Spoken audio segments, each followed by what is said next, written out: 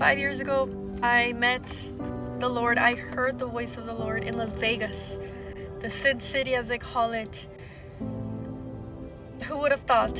Let me tell you how that went. I was doing really bad. My dad had passed away that same year. It was 7 months I had passed by, and a friend of mine, and they invited us to Vegas, right?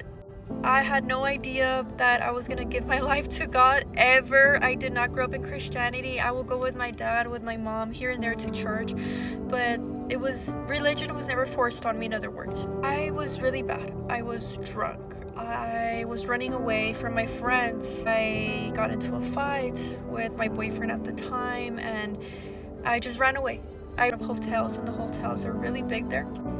And I was going around in circles through the hotel. I thought I was going the right way, and I would end up at the same spot. I mean that I thought I was going the right way to go to the room at the hotel, but I was at a wrong hotel, and I was drunk, right? I was lost. And I hate to say that I was drunk because no judgment, but I just love being sober now. Like, the Lord has changed me so much. If I was going the right way, I would end up at the same spot.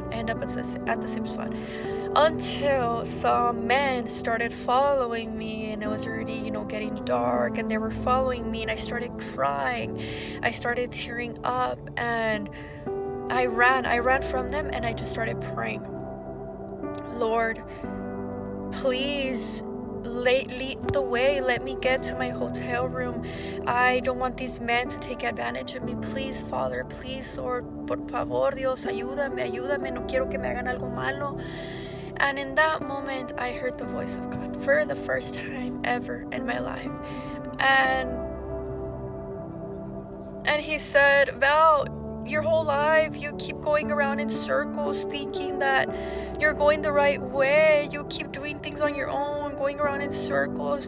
Let me take hold of your life. Let me take over and let me guide you. And I cry because God is so good. So I kid you not, after I heard that voice and I surrendered to the Father, and I told the Father, you know what, Lord, I want you, not your will, because at that time I didn't know to say, let your will be done, right? But I was like, I want you. I want to get to know you. I'm sorry, Father. And I kid you not, I was drunk and I sobered up. He sobered me up. I closed my eyes and I was already in the elevator. And I was outside my door from my hotel room. I don't know how it happened. In that moment, I surrendered, I prayed, the Lord heard my voice, He heard my cry, like Psalms 18 says. He lifted me up with His righteous hand, and that's where it all started. After that, I came back from out of town, and I was very, very on fire for God. Literally a month after, I was already doing Bible studies, and I had already gotten baptized, and just my life did a 360 turn when I gave my life to God. Now, I'm not gonna tell you that it was easy, because following God, you think that you're following God and everything's okay.